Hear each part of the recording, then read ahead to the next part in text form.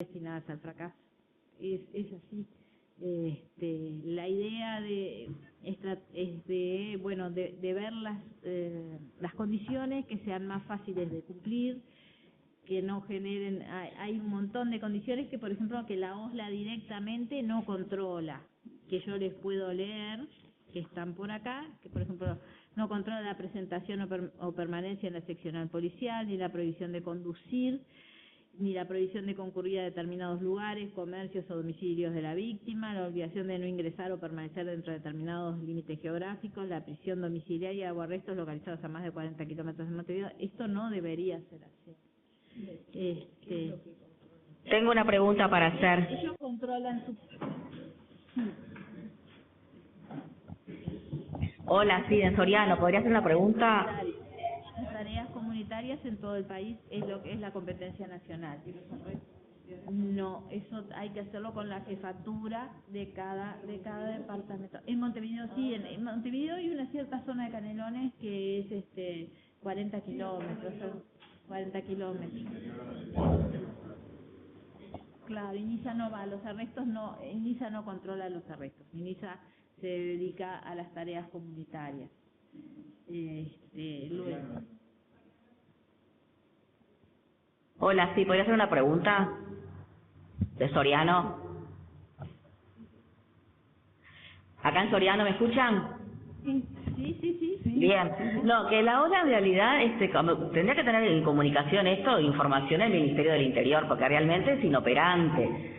Digo, por ejemplo, si uno manda a hacer tareas comunitarias y pone esto, dicen que tiene que haber determinados convenios, que no todo el mundo está dispuesto a concretarlo. Por ejemplo, acá en Soriano solamente la Intendencia de Soriano, que pueden ir a barrer una plaza, a pintar, en fin, pero después no hablemos de escuelas no, lo que es primaria no, lo que es secundaria no, lo que es UTU no, y lo que es un montón de lugares no, hospitales tampoco, salud pública tampoco. Entonces, ¿qué? Estamos solamente a la buena voluntad de un organismo que forma parte del aparato estatal, en este caso de la Intendencia solamente, que está dispuesto a aceptar a esas personas y los demás no. Y si yo digo, y si la Intendencia de Soriano dice, no, yo tampoco quiero convenir con OSLA, con el Ministerio del Interior, para que realicen tareas comunitarias, ese vacío, ¿dónde va la gente entonces a cumplir esas medidas? ¿No lo tenemos? Entonces, muy lindo si tenemos leyes, pero si no son operantes, si no son efectivas, es todo un adornito esto, digo. Vamos a tomarlo con seriedad también, porque el cumplimiento también. Cuando yo digo a la OSLA, dispongo, bueno, infórmeme también dónde cumplió la tarea comunitaria, porque yo quiero saber también dónde la cumplió, dónde fue, qué hizo, pintó y cuántas horas lo pintó, y mándeme la planilla, controlar nosotros también eso los jueces, porque es muy importante. Si no, vamos a tener que empezar con la prisión preventiva y bueno, en fin, porque si no se da cumplimiento a eso. La ley está muy bien, pero veo que no, tiene sus falencias también, o sea, la OSLA es la que está fallando. Y he hablado con el oficial de enlace, ha venido y todo, pero es uno solo y con un agente, son 2 personas acá nomás. Y bueno, después el tema de personas que me han presentado escritos de que no podían ir a barrer la plaza porque tenía una señora problema de hipertensión y diabetes, etcétera, y había sido procesada sin prisión por negociación de estupefacientes. Bueno, yo consideré que puede hacer otra cosa.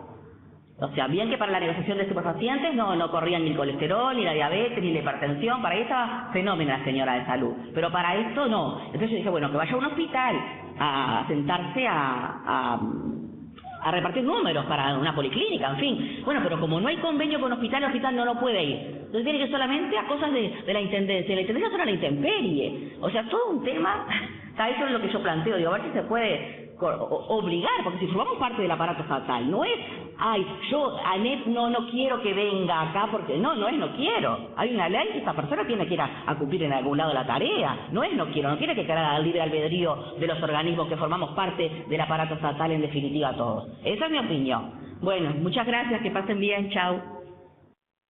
Bueno, sí. Sí.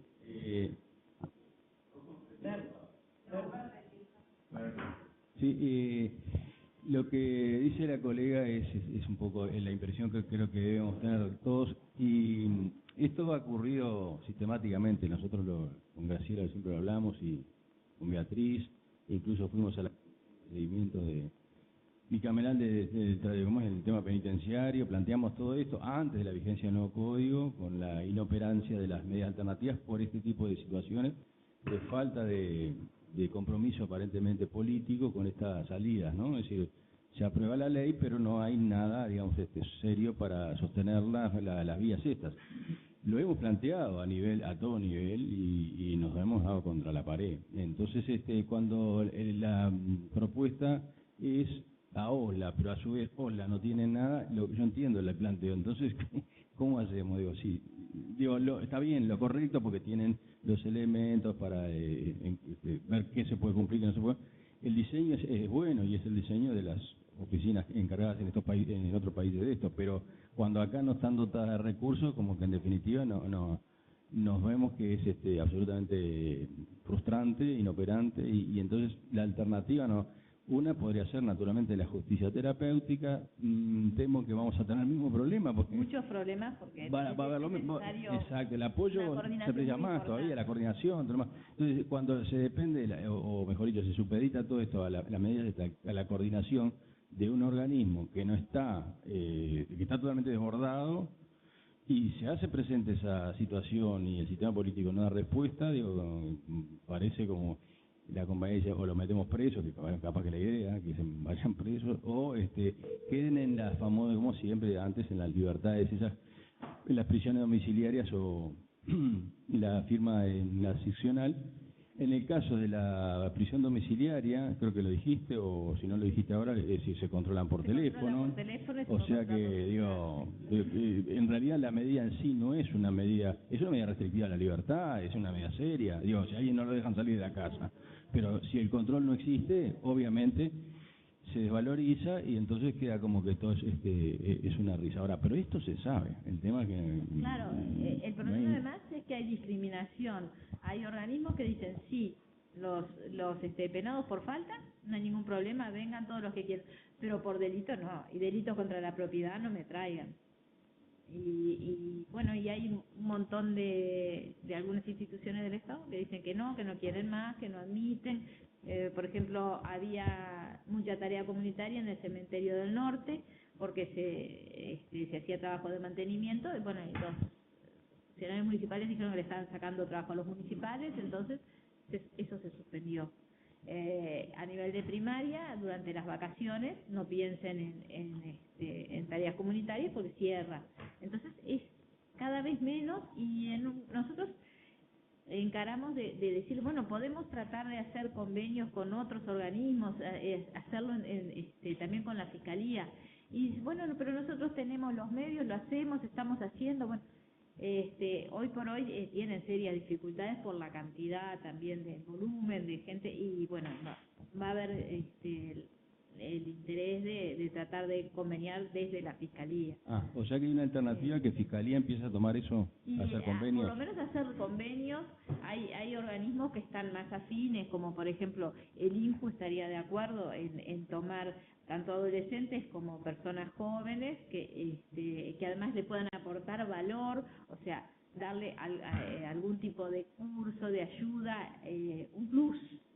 Pero bueno, como la OSLA y el Ministerio del Interior, que son organismos muy, digamos, de corte policial, que ellos tienen una cierta jerarquía, y que se nos dicen, bueno, no, nosotros podemos, vamos a ver, pero creo que ya ha llegado a un nivel asunto de que la Fiscalía tendría que empezar a tratar de conveniar en conjunto con ellos, y otras instituciones que tengan la buena voluntad de regirlos, porque es un tema. Y en el interior del país hay algunas jefaturas de policía que, en vistas de grave problema, directamente ellos hacen cumplir dentro de espacios de la jefatura mismo de policía, hacen cumplir las tareas comunitarias porque no hay otros organismos receptores. Las realidades son muy distintas departamento a departamento. Yo tengo acá la lista de los convenios de OSLA, y además va variando porque a veces tienen una mala experiencia con un imputado, y entonces no los queremos más. Se dificulta muchísimo realmente todo este tema de las tareas comunitarias, pero bueno. Otra pregunta.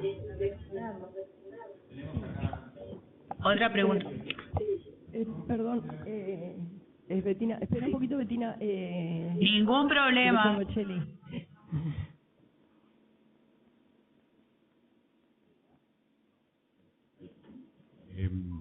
Yo no sé, pregunto, capaz no se puede. ¿No se podría hacer algún, digamos, sistema que uno pudiera ingresar y saber qué es lo que tiene disponible en el momento? Además es muy variable, yo lo entiendo, me ha pasado. El tema es... Claro, pero que los jueces podamos acceder al momento porque digamos, está bien, yo entiendo que no va a ser resorte nuestro establecer qué medida en el ámbito del código acusatorio, ¿no? Ahora, digamos, creo yo que... Perdón que te interrumpa, pero como medida cautelar no privativa de libertad hay una serie de medidas que también esas sí las puede llegar a resolver el juez, más allá de la suspensión. Entiendo, bueno, y además, y esto es... A ver, voy a terminar con eso y después vuelvo porque hay algo ahí que me interesa. Digamos, creo que los jueces también somos legitimadores de un sistema, entonces no podemos estar aceptando acuerdos que impliquen una no resolución del conflicto, porque en definitiva, por la vía de los hechos, termina siendo una no resolución, entonces no resolvimos nada. Y la lógica de este código es resolvamos conflictos. Entonces, bueno, pero vamos a resolverlo en serio, porque si no, digamos, hay una insatisfacción absoluta de la víctima y del sistema que no lo pudo resolver. Entonces, digamos, me gustaría saber cuáles son las herramientas efectivas con las que cuento para poder resolver ese conflicto y después sí, ahí elegir, y creo que en el caso, por ejemplo, a ver, me acuerdo en la ley de medidas sustitutivas de 726, la ley, el legislador quería que la medida a imponerse tuviera vínculo con el delito cometido. Lo mismo en la ley de faltas. Entonces, digamos, en definitiva, ¿a qué tengo que adecuar? ¿A las opciones que tengo?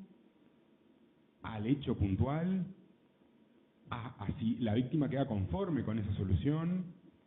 Es complejo. Entonces, dejar eso librado a técnicos, porque no sé cuál va a ser el estándar que van a utilizar. ¿Qué es lo que ellos van a privilegiar? Lo adecuado para ellos, lo adecuado para la víctima, lo adecuado para el hecho puntual cometido. Y otra duda que tengo, que no sé, capaz tú me puedes corregir, el código, el CPP 2017, establece que quien controla el cumplimiento de esto es el Ministerio Público. Entonces, digamos, a ver, me parece fantástico esto de la justicia terapéutica, pero a ver, hoy por hoy me parece ciencia ficción, porque si no podemos controlar que el tipo esté dentro de la casa y no salga, a ver, hablar de eso me parece como, o sea, está buenísimo. Pero después, a ver, ¿quién lo tiene que controlar? No, me parece que eso es un trabajo del Ministerio Público. Y si no me equivoco, yo también fui a Chile y lo hace el Ministerio Público en Chile. Y lo hace muy bien. He visto colas de gente que va ahí a poner su dedo porque tenía que cumplir con, no es firma, es voy y pongo la huella digital, está bien, dejemos la parte tecnológica de lado si no podemos, pero bueno, pero se cumplía y además, a ver, la gente iba porque sabía que si no al otro día iban, la cazaban y la ponían presa, digamos. Claro, a mí me parece que todas estas salidas alternativas es donde se juega la vida de este código para poder funcionar bien, porque si no vamos a terminar con juicios ordinarios todo el tiempo o con abreviados que van a ser de cumplimiento efectivo. Entonces, me parece que esto, digamos, es muy lindo tener leyes avanzadas o de primer mundo, pero para eso necesitamos recursos de primer mundo y bueno, y si no los tenemos que pelear por ellos, porque si no nos vamos a ir no al tercer, al cuarto, al quinto mundo. Se me ocurre. Es el tema, sí. Es el tema de que realmente lo que debería haber es un asesoramiento previo al acuerdo que tenga tanto que se pueda llevar por la Fiscalía para acordar con la defensa, teniendo las cartas vistas, porque por ejemplo se dispone el uso de una tomillera. Luego se va a la audiencia y nadie preguntó nada, entonces la persona está colgado de la UTE. No se puede aplicar la tomillera. ¿Cómo salimos de eso? Todo eso es una labor previa al momento de la audiencia, que obviamente lo tiene que hacer la Fiscalía, de saber si está en condiciones de cumplir. No podemos ir diciendo, pero pasa todo el tiempo. Tiene que haber, claro, y que lo Hola. Claro. Hola, una apreciación que quería hacer por la tobillera. Acá también la doctora Reyes. Igual a mí me gustaría decir algo sobre lo que estaba diciendo Emilio y también estaba diciendo Betina, que tiene que ver con el rol del juez en las audiencias del proceso acusatorio. De alguna manera, cuando ustedes decían, bueno, pero ¿cuál es el mapa de medidas que tenemos para disponer? En definitiva, esa es una pregunta que se tienen que hacer las partes en cuanto a si vienen a convencernos de que esa medida va a solucionar el conflicto, ¿no? Entonces, las partes son las que tienen que venir preparadas para convencernos a nosotros de que la medida es la mejor para ese caso. Porque nosotros, en la duda, lo que tenemos que hacer es decir, bueno, vayan a trabajar el caso y vuelvan cuando lo tengan mejor armado. Pero creo que no es nuestro rol ir a buscarle la medida para esa persona. O sea, claro, solamente eso. Yo apuntaba que estaría bueno tener la información para saber si se va a poder hacer juntos. Sí, lógico. O sea, como en México o en Estados Unidos, como dijeron, con las oficinas que evalúan el riesgo de cumplimiento o no, a su vez en las medidas cautelares los niveles de riesgo también, ¿no? Eso sí, no lo vamos a tener, me parece. Diego. Está Mercedes acá y después Betina. Bueno, no sé, dale, Betina.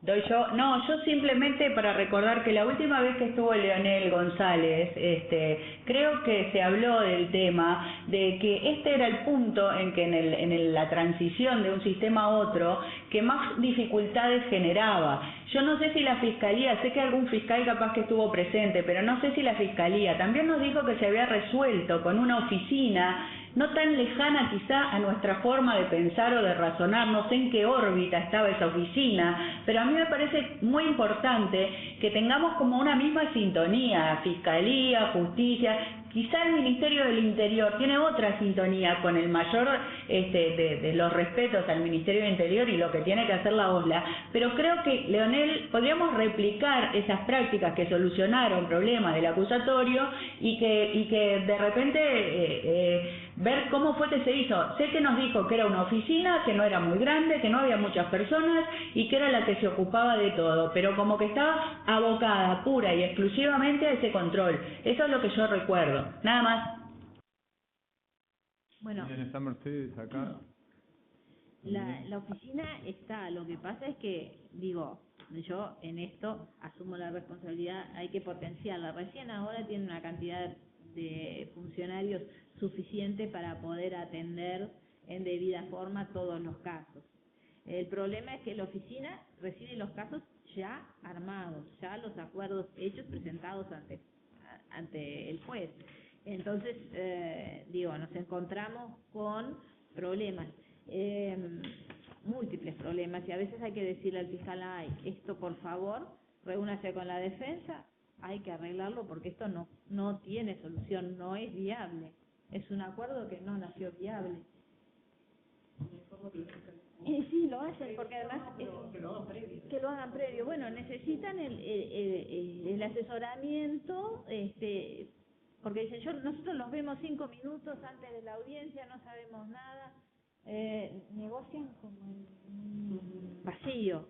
No, una cosa que les quería decir es que la OSLA tiene un sistema que se llama OASIS, que es de evaluación del riesgo de reincidencia y que se puede aplicar, pero es solo para los penados, porque la OSLA es de una oficina del INR. Entonces, los técnicos del Ministerio del Interior que saben hacer esto, que es un protocolo, el protocolo OASIS lo han traído de Inglaterra, creo, se llama Offender Assessment System, lo tienen, lo pueden aplicar, pero es solo para penados. Hemos pedido de ver si se puede aplicar en algunos casos para definir si se va por una prisión o por una libertad vigilada antes de llevarlo a juicio. Se ha pedido, no hemos tenido respuesta. Mercedes estaba... No sé si les parece ir cerrando esta parte porque tenemos otro tema para tratar que es bastante extenso. Una pregunta cortita. Está Reyes, está Gatti, está Reyes. Vamos. Es una pregunta cortita de lo que tú decías respecto de cuando disponemos la internación en tratamientos de droga, que en realidad las suspensiones condicionales, la mayoría, por lo menos en Rocha, reciben a eso, a tratamientos de temas de droga. Pero allá directamente ellos acuerdan tratamiento en remar generalmente, que es bastante complicado también de remar cumplir. no es un tratamiento terapéutico, Claro. es más. El tema es que ahí no hay Ciudadela, y es un tema que en realidad lo averigué yo a raíz de que vi un cartelito de Ciudadela y vi que nunca lo usaban, y hablé con ellos, con la defensa y los fiscales, y ahí averiguando dijeron que no, que se habían ido, tuvieron un tiempo y se fueron. Sí. Entonces, porque tú decías, en todo caso, disponer tratamiento a cargo de Ciudadela, pero Claro, no. Cuando no hay Ciudadela, Sí. el tema es que el fiscal puede recurrir a ACE y preguntar si la persona es usuario de ACE o de algún otro prestador de salud de ese departamento. Si hay un prestador de salud, ese prestador de salud tiene la obligación de darle un tratamiento. Luego, si no, ACE se hace cargo y se coordina, y hemos tenido buenas coordinaciones en algunos departamentos sin ningún problema. El tema es que, bueno, que hay que aceitar eso y hay que... Está bueno, yo se los puedo transmitir y de última, Claro, en vez claro. de Ir poner a remar o... directamente a ACE. ACE les va a decir, no, esta persona tiene un prestador de salud, y la mutualista tal asume y se habla con el equipo, que ellos tienen siempre equipos multidisciplinarios, y lo pueden hacer, y eso es un buen resultado. Se ha dicho, pero no, como que no llega la información, no fluye, porque los fiscales a veces no están en el punto, no tienen foco en eso. Claro, por eso era... Claro. Una pregunta, y pido disculpas porque seguro que los jueces de primera instancia lo tienen clarísimo, pero a mí no me tocó aplicarlo en el día a día. Tiene que ver con el plan de intervención de OSLA, las libertades vigiladas y los procesos abreviados. Es decir, ¿qué recaudos toma la Fiscalía cuando, si es que toma alguno, los fiscales cuando concretan un abreviado y van a pedir una pena de cumplimiento en libertad vigilada? Para ver, porque el plan de intervención de OSLA viene después, con una sentencia ejecutoriada donde ya está fijada la libertad, Claro. y después ese plan de intervención, hay gente que no puede cumplir nada, porque estructuralmente no puede. ¿Qué recaudos se toman? Porque creo que estos son los casos que deslegitiman el sistema y bastardean soluciones que son buenísimas para muchas situaciones, pero no para todas. Y yo lo vengo siguiendo, perdonen, por la prensa, porque al tribunal llega poco, y uno ve tanto abreviado con tantas vigiladas que asusta cuando sabe que la OSLA no controla nada, y no sé qué pueden ver los fiscales, porque los jueces tampoco tienen mucho margen de nada en esa audiencia. Claro, en porque este punto. si ya va definido el acuerdo, se hace muy difícil para el juez entrar a mirar toda la letra chica y ver,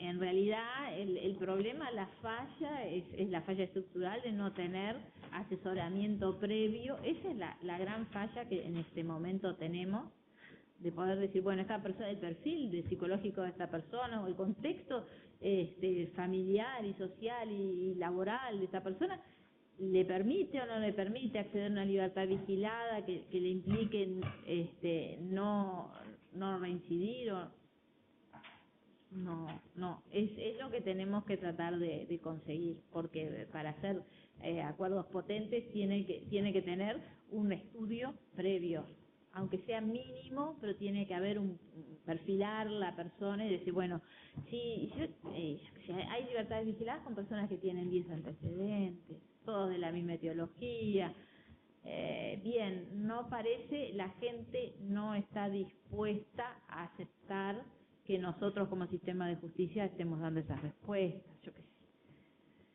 Es triste, pero es así, y digo, yo asumo la parte de culpa que tenemos, porque digo, no estamos lo suficientemente pertrechados como para poder hacerlo, y los fiscales, bueno, la defensa como que los presiona, y es eso, porque no. Sí, La ida a juicio es un riesgo muy grande y es una complicación también. Una colega de Patricia Borges, de adolescente, que está siguiendo la actividad, dice que el INISA está controlando el INISA. Sí, el INISA. Efectivamente, por lo menos Montevideo Canelones, el tema de la vigilancia, el cumplimiento de una medida de restricción.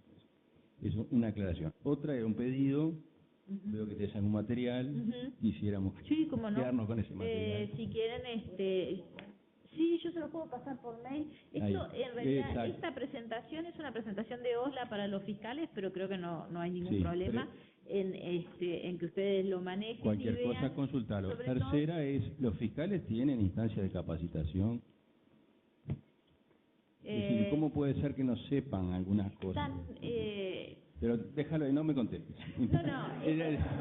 No importa, no, es decir, es fundamental. Y la última nomás, con relación a algo que dijo Diego. De memorándum. Sí, pero a veces capaz que son demasiadas cosas. Ahora hay una instrucción 10 que ya lo último que les agrego, que no permite hacer la acumulación del artículo 35. Cuando hay superposición hay una suspensión y luego hay un nuevo hecho delictivo. Bien. Entre otras cosas. No, y lo último, que esta situación de inoperancia estatal con relación al tema y, digamos, con relación al sistema acusatorio, es curioso porque en Uruguay, con un sistema inquisitivo, dio lugar a las medidas alternativas por iniciativas de los jueces. Claro. Cuando los jueces veían que la prisión era una exageración, empezaron con las cosas más simples, ¿no? Como la presentación ante la seccional y eso. Y en Estados Unidos la justicia terapéutica empieza por los jueces. Claro. Que son los jueces, digo, en un sistema acusatorio. Pero los jueces no es el tema de imponer, sino el tema de que como operadores que están en un lugar privilegiado para ver la ineficacia de algunas cosas, deberían, es una opinión, alzar su voz, es decir, hacerlo presente. La asociación lo está haciendo con rotundo fracaso, como dicen, exitoso fracaso, porque no genera nada, es decir, más allá de que sí, nos dan la razón, pero no genera nada. Entonces digo, quizás es un tema también que es responsabilidad de la Fiscalía, de la Fiscalía y la Suprema Corte, plantear esto a nivel institucional, porque estamos en definitiva con un nuevo sistema que está siendo bombardeado, y una de las principales razones por la que es bombardeado es por lo que dice Graciela. Libertad de vigiladas, te las doy así como, ¿no? Te las regalo, y vigiladas. Y bueno, y con la además desigualdad de que con el viejo sistema seguimos viendo las condenas de 6 años promedio por los delitos que ahora son libertades vigiladas, pocas veces se ven libertades vigiladas de Código Viejo, es decir, no aplica. Entonces, condenas, prisión efectiva por los mismos hechos a unos y a otros, váyase para la casa y bueno, y si no cumplís, en todo caso le pegamos a los jueces y hacemos una reforma.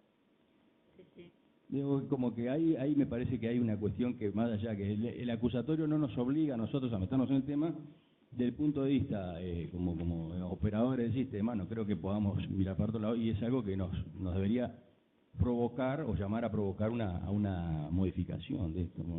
Realmente la importancia de este tema en cuanto a la reforma lo estoy viendo, lo vi tarde, porque para mí, digo, sin esto la reforma en realidad es un chiste, digo, pues. Si esta pata no está, prisión.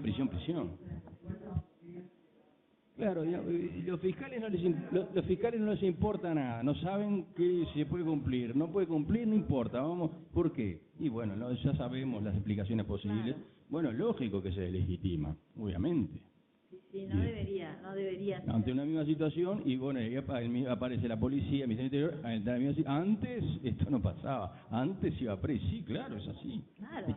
Es una evidencia, no se puede discutir. Es que hay un tema. Ayer, por ejemplo, tuvimos un caso, yo ahora estoy en la Fiscalía de Estupefacientes. Entraron en una vivienda con 8 personas, con niños chiquitos y todo, la coparon, los echaron de la casa, los sacaron. La respuesta que tuvieron cuando fueron a la seccional correspondiente fue: vengan a las 8 de la mañana porque ahora no tenemos posibilidades de ayudarles en nada. Entonces, hay un tema de que los delitos son cada vez más graves. O sea, de alguna manera nosotros tenemos que tratar de, como Fiscalía, de ser más potentes para perseguir eso y a su vez tener la dualidad de criterio de decir, bueno, los otros delitos que es una persona que puede tener otro tipo de salida, tratarlos pero de forma adecuada y mirar y saber apreciar las diferencias. Ese es que de la cuestión, me parece a mí. Pero se necesita esto. Se necesita disponer de recursos. Pero empujar. empujar, porque si es más barato, como dicen la justicia terapéutica, que las Es más cárceles, claro, pero por es supuesto. cuestión de hacerlos entender eso, porque en Pero definitiva, sí, digo, lo que pasa es que es un tema lo de la también de lobby. antelación, toda la antelación de juicio, incluso a los efectos de la seguridad, digo, Claro. tiene un impacto, digo, como Sí, que no, sí, no tiene les un entra, impacto no lo ven, importante. Bueno, muchas gracias. No, por favor, gracias. Bueno, muchas gracias. A ustedes. Entonces les paso la presentación para que ustedes la puedan difundir, que es mejor que salvo que la quieran en papel.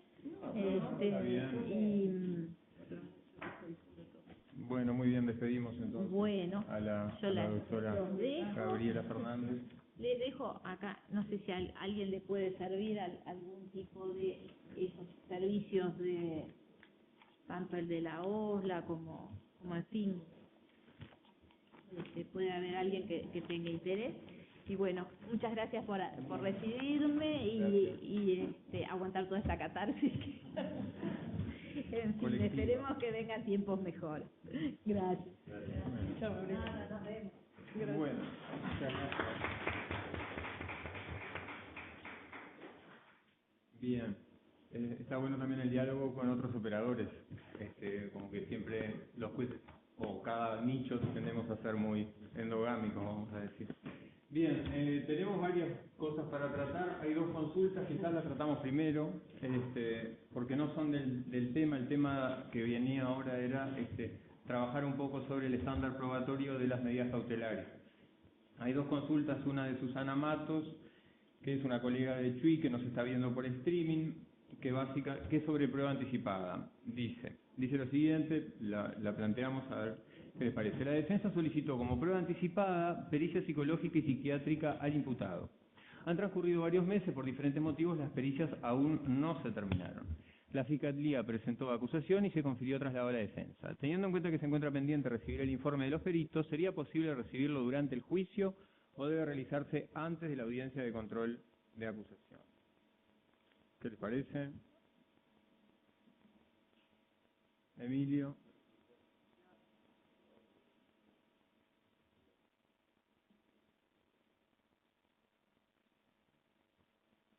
Más que habría que pedirle a la colega que aclare cuál era o sea, con qué objetivos se pidieron esas pericias.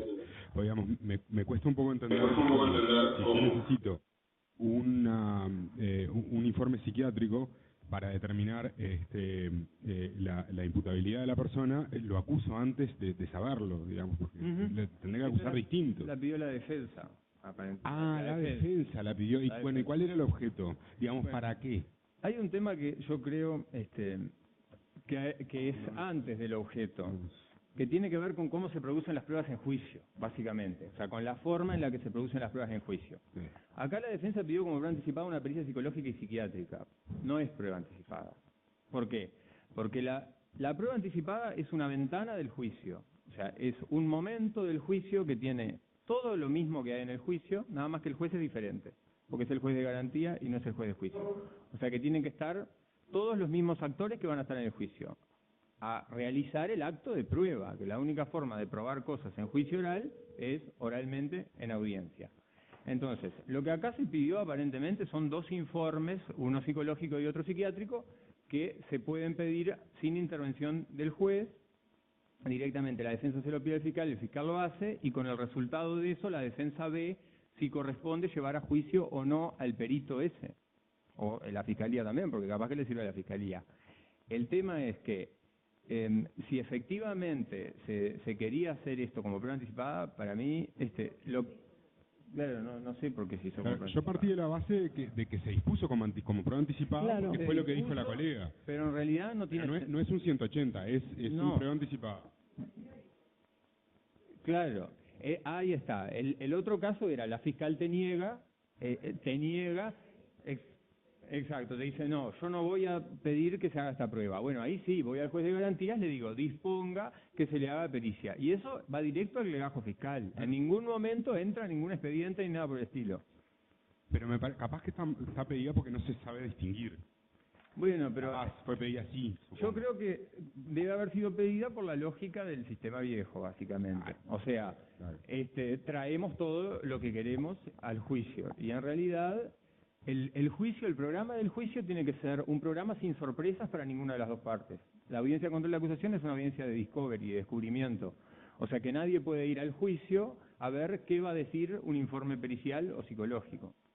Por lo tanto, esto tiene que estar analizado de antes, y lo que se hace al juicio es llevar al perito o al psicólogo, y bueno, y si todavía no está hecha, la pregunta concreta de la colega es ¿qué hace, no? O sea, ¿qué hace con esas pericias que todavía no están prontas? De alguna manera son pericias a favor de la defensa, y el caso todavía no se hizo la audiencia de control de acusación. En la audiencia de control de acusación se puede Ahí habría que resolverlo. porque ahí se admite o no se admite. O sea que de alguna manera, como es a pedido de la defensa, el juez no podría decirle al fiscal, tiene tanto plazo para traer esto, el plazo de investigación famoso, cortárselo.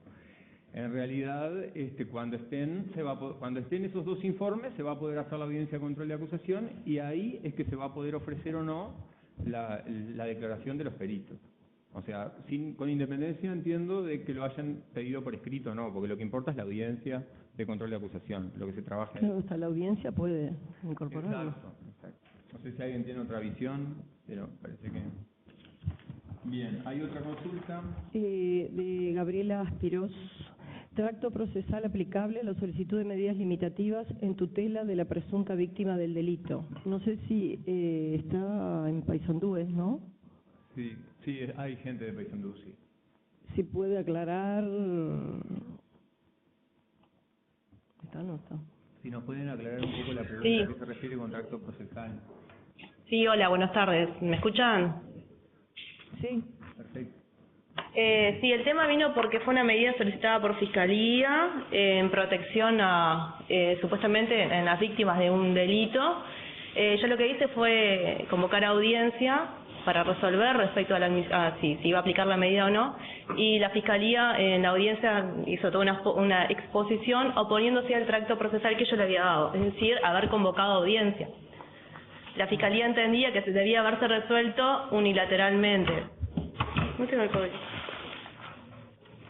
Y bueno, ese era un poco el planteo. ¿Qué fundamento? Porque la Fiscalía entiende que era una medida autosatisfactiva, que podía tramitarse en forma unilateral con la finalidad de proteger a la víctima, y yo lo que traté de decirle, y un poco también lo conversé con las colegas de acá, que debía ser en forma bilateral, con la garantía de oralidad y contradicción y debido proceso. Y bueno, ahí como que tuvimos una polémica un poco con la Fiscalía. A ver qué dice. ¿Qué piensan? ¿Qué piensan ustedes? O sea, ¿no era un caso de que hubieran pedido reserva? Pero una medida de tutela no puede, en algún momento... No se pidió la reserva en ningún momento. Y además la medida implicaba ¿Cuál era la notificar a la medida? víctima. Reserva, es un dato importante. ¿Cuál era la medida concreta? Una prohibición de acercamiento hacia las víctimas. Bien, No hay manera. acá quería decir algo. Sí, me ha tocado hacer varias de esas. Estoy totalmente de acuerdo con la colega, con el único matiz. Hay medidas, concretamente, por ejemplo, la prohibición de salir del país, que eso sí debería tomarse de manera unilateral, porque si uno lo cita a la persona, capaz que se escapa hasta que sea la audiencia, ¿no?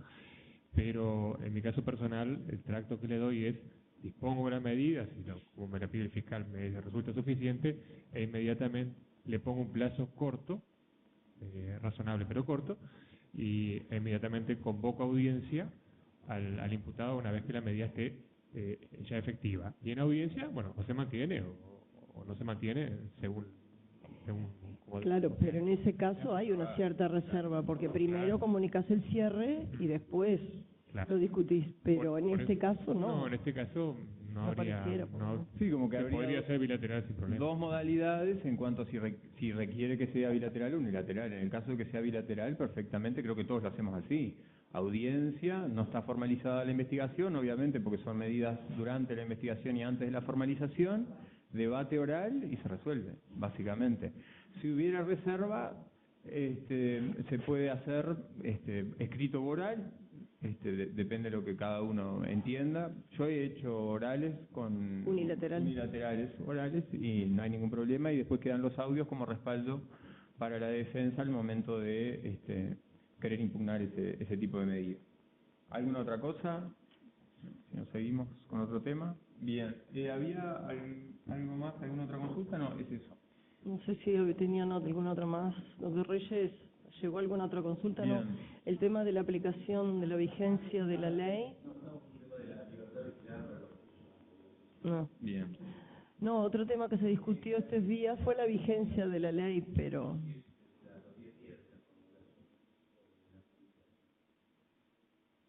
¿Qué está en publicación? 10 días de la publicación, sí, me parece que no hubiera duda. Salvo que la ley diga algo contrario, la ley no dice nada. El 5 de Sí, septiembre. sé que se planteó, creo que algunos fiscales tenían esa duda también. Por eso surgió la duda. Bien.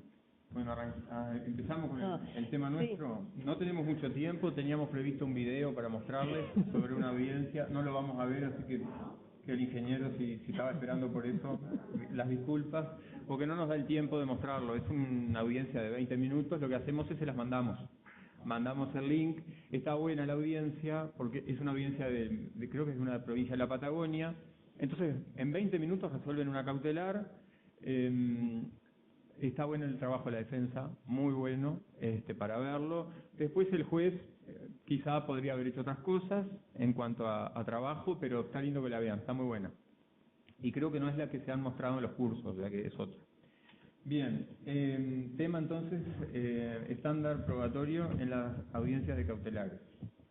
Claro, este tema surgió en realidad siempre desde que se estaba discutiendo este código, estudiando el código, siempre se hace más hincapié en el tema del procesal, digamos, el riesgo procesal es lo que siempre hemos discutido, que hay que acreditar. Y el elemento material, si bien sí se da por entendido, pero ¿cuál es el estándar? La duda era ¿cuál es el estándar probatorio exigido para disponer una prisión preventiva? O sea, ¿qué es lo que tiene que, más allá de la discusión de que no se prueba o no se produce, bueno, que creo que ya en eso no han habido más problemas, pero ¿qué es lo que se le exige al fiscal? O sea, que sabemos que en las distintas etapas del proceso se exigen distintos estándares. O sea, no es lo mismo una medida cautelar no privativa de libertad que una privativa de libertad. No es lo mismo lo que se exige al momento de la formalización que al momento de la sentencia de condena, sin duda. No es lo mismo un caso de flagrancia que un caso que no sea en flagrancia. Bueno, ¿cuál es el estándar que se está utilizando, que se están exigiendo los jueces para disponer una prisión preventiva? Se exige que el fiscal tenga todas las evidencias que después va a producir en juicio. ¿Cómo lo están manejando? Capaz que primero podemos ver qué es lo que ustedes están haciendo. ¿Cómo es la vara con la que medimos las cautelares, básicamente? O sea, el elemento material, lo que dice el 224 habla de semiplena prueba de los hechos y de la participación del imputado. Sabíamos que, bueno, ya quedó también dicho que la semiplena prueba es un grado de convicción. ¿Cómo logra el juez ese grado de convicción? No con la producción de prueba, también eso quedó... ya todos están de acuerdo en eso, pero ¿con qué evidencias tiene que tener el fiscal para que el juez logre ese grado de convicción? También entendemos que, bueno, va a depender de muchas circunstancias, pero en general va a depender del tipo de delito, de muchos temas, pero de la oposición que tenga la defensa o no. Pero, ¿cómo se están manejando?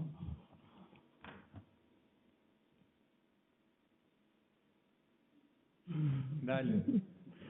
Tenemos dos palabras pedidas acá. Ahí el doctor Arzuaga también pidió. Yo concretamente, en casos que tuve, que no fueron muchos tampoco de prisión preventiva, fueron casos de tentativa de homicidio y que acreditaron riesgo, por ejemplo, de entorpecimiento de la investigación por amenaza a testigos. Claro, pero ese es el riesgo procesal. Materialidad del hecho. El elemento material, o sea, bueno, la ocurrencia del hecho, la probable participación del imputado. ¿Con qué te convence? ¿Con qué te convence que ese sí, que fue probablemente el bueno, homicida? en realidad con el argumento de la fiscalía que te dice que el testigo, o sea, la víctima lo vio y sabe que era él porque lo conocía, en un caso concreto que tengo, ¿no? Sí, no. Tengo ese caso, digo, yo qué sé, es dudar de lo que... un testigo que supuestamente dice que sí, que era él que lo vio. O sea, privilegiar ahí la víctima, la evidencia, el testimonio de la víctima que dice que es el imputado. Sí. Bien, está bien. Yo acá... Acá hay dos o tres intervenciones antes.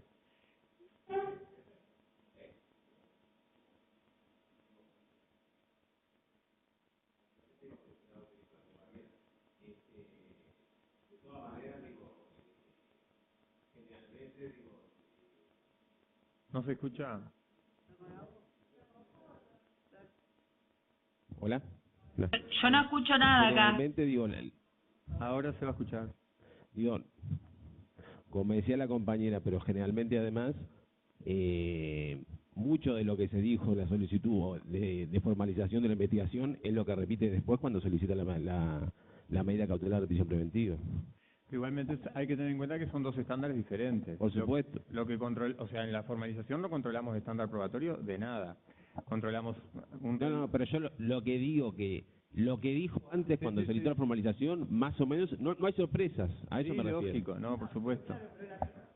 La pregunta es, en esos hechos que relata el fiscal, ¿qué evidencias el juez pide que tenga el fiscal como para disponer una prisión preventiva? Porque claro, en la formalización no le pedís nada, bueno, él lo va a investigar por ese hecho. Lo pedís en el elemento material para disponer la prisión preventiva. Por eso, en ese caso, bueno, la víctima que lo conocía, que obviamente... Claro, pero ese es un caso... Pero, por ejemplo, en las rapiñas, que es lo más común, las rapiñas, yo sé que hay problemas a veces con si hay reconocimientos, y lo que hacíamos antes, cuántos reconocimientos se precisan, o sea, sé que han habido algunos problemas en eso. Perdón, no quiero acaparar, pero digo, porque en caso de rapiña, por ejemplo, nunca ha tenido reconocimiento y nunca la defensa, en caso de rapiña, en mi caso, se ha puesto la prisión preventiva. Bien. La doctora Gatti estaba y Malvar después. Y está Betina en el interior. Para comentar, ¿qué más?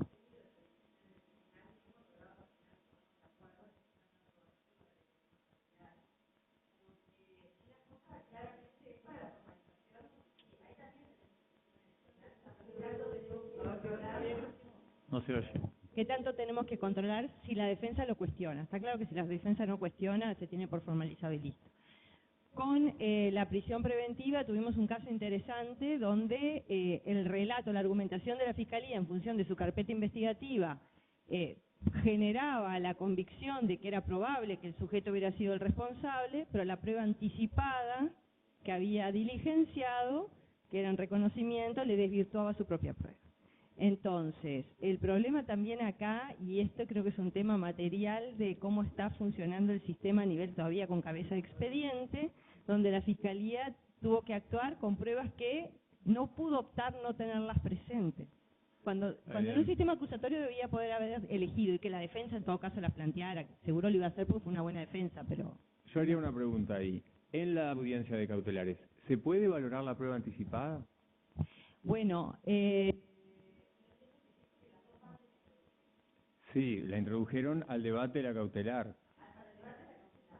Yo creo que en el caso, la cautelar podría estar dada y la prueba anticipada decir, esto es para el juicio. Es difícil, es difícil. Claro.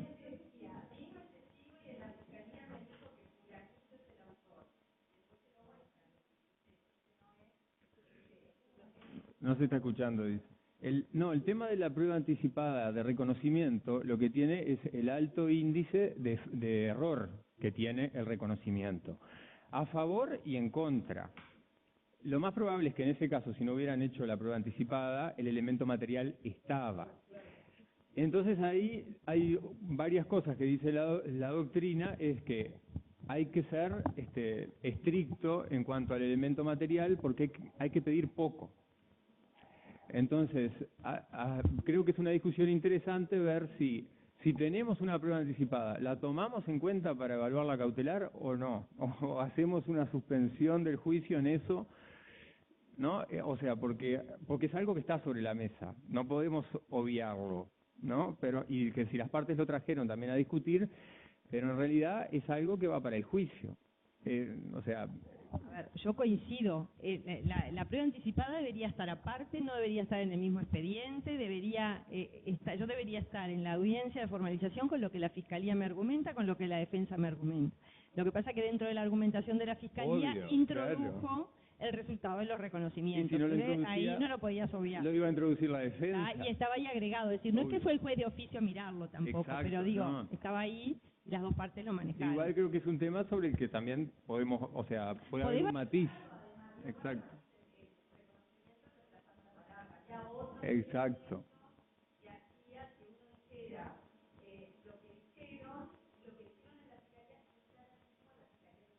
Bueno, eso a veces la defensa lo cuestiona en audiencia y en determinado momento yo les digo, bueno, lean lo que dijo el testigo, y lo terminan leyendo y uno se queda con la tranquilidad de que, claro, no, o sea, no es lo que el fiscal dice que dijo, sino que, bueno, al final la defensa te está diciendo, dice tal cosa. Bueno, yo no puedo tener acceso a la carpeta, pero sí díganme lo que dijo, así yo lo valoro. Ahí está Marcelo acá y está Betina. Sí, cortito. Yo le he dado mucha importancia a las pericias típicas, la pericia forense en materia de lesiones, homicidios, la pericia balística en todos los delitos que tienen que ver con armas. Si se pide una formalización por lesiones y no hay pericia forense, bueno, el otro día directamente rechacé la formalización, ¿no? Porque ni siquiera puedo saber, era una tentativa de homicidio, pero ni siquiera podía saber si la lesión obedecía a la agresión o a cualquier otra cosa. Directamente rechacé la formalización, la van a apelar, así que los tribunales dirán. También en el tema de armas, es decir, si por porte de arma de fuego, y bueno, se hizo pericia sobre el arma, no se hizo pericia, entonces no sabe si el arma está lista para disparar, o si el arma no se le encontró a la persona, si tenía las huellas. Si no tenía las huellas, en definitiva, creo que ese es el estándar que personalmente yo estoy manejando. Ahí hay un tema en cuanto a la formalización, que el delito de lesiones creo que hay como dos bibliotecas en la jurisprudencia en cuanto a si se requiere el certificado médico forense o no. En ese caso, si hay dos opiniones, yo creo que habría que formalizar, porque que vayan y lo discutan en el juicio. Después, en cuanto a qué pedimos para formalizar, yo creo que con que la Fiscalía comunique un hecho típico, yo no pediría mucho más.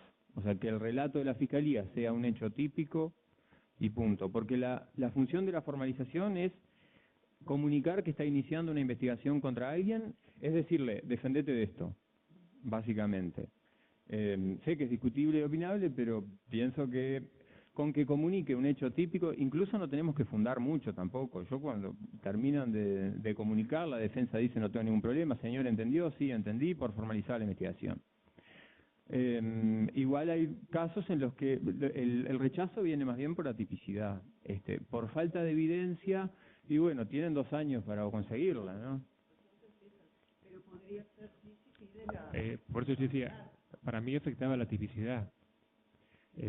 Me decía, claro, al no haber una pericia forense, al no contarme una pericia forense, ¿cómo sé yo si esa lesión fue con intención de matar? Pero, pero la formalización es la comunicación del fiscal, me parece, perdón. No es o sea, que el relato sea típico, que el relato sea típico. El relato sea típico, pero tiene que basarse en un hecho. Y si ese hecho no tiene ninguna... pero en la formalización creo yo que no se evalúa la prueba que tiene el fiscal. Yo no evalúo la prueba. Digo, no tiene prueba. Bueno, no puede afirmar que existe una no valoramos, intención de matar, sino siquiera tiene una pero justamente la formalización es la comunicación de que lo está investigando. O sea, no tiene por qué tener toda la prueba. Hay una sentencia... Para formalizar. Hay varias sentencias del Tribunal Tercero que ha hecho posición en cuanto a decir que la formalización no es un mero acto de comunicación, que tiene consecuencias, hay varias, 2 son en casos míos. Yo creo que el tribunal tiene razón en cuanto a que la formalización despliega efectos, pero yo sigo creyendo que es un mero acto de comunicación que despliega grandes efectos, pero no es más que eso. O sea, no es que la formalización es más que una mera comunicación. El tribunal lo que tiende a decir es eso, es más que una mera comunicación, porque fíjense todos los efectos que tiene.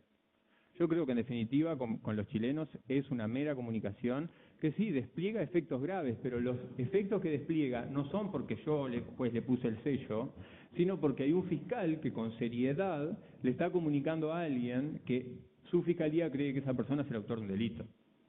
No, creo que es un matiz. Yo sacaría el mero, porque el mero parece... Yo sacaría el mero, es una comunicación. Claro, ahí por está. eso, pero el mero te da la idea que no pasa nada. Que es una comunicación de morondanga. No, todo lo contrario, claro, es una comunicación muy seria que justamente por su seriedad despliega sus efectos, pero nosotros como jueces no venimos a darle ningún halo de juridicidad a lo que el fiscal cree y es lo que él cree. Lo que hacemos es sí garantizar que en audiencia se le comunique a la persona que en el relato que haya un elemento, obvio. ¿Sí? Creo yo, lo que he entendido, que son como 2 etapas, no porque lo hagas en etapas en la audiencia, sino porque la formalización te relatan un hecho típico en el cual obviamente tuvo participación el imputado. Está. Ahí no le preguntás, ¿tiene prueba o no tiene prueba? Porque él puede estar... Yo tengo un caso que... Es feo, yo tengo un caso... pero claro, pero es bien, porque es el otro extremo. Es lo vivencial. Es una denuncia... Incluso aparece como anónima de un tema de trata de un grupo que lleva, no menores, ni siquiera son menores, son mayores, pero bueno, como que los capta y se los lleva a Rumania, ya ha salido algo en la prensa. Claro, pero la Fiscalía tiene eso, no tiene mucho más, va a investigar, pero igual formalizó y lo que pidió fue un cierre de fronteras para una de las muchachas que, bueno, está ahí, que si es víctima o participa de la organización. Entonces, digo, en realidad prueba no tiene mucha, entonces yo o sea, el juez no puede valorar, hay prueba, si tiene prueba o no. Él le comunica a fulano y fulano que los va a investigar. Un sobreseimiento exprés no podemos dar. Claro. Betina en el interior estaba que quería hablar. En la formalización no deberíamos hacer un sobreseimiento. No, a mí... Porque sigue investigando. Sí, lógico, pero bueno, genera consecuencias, como todo.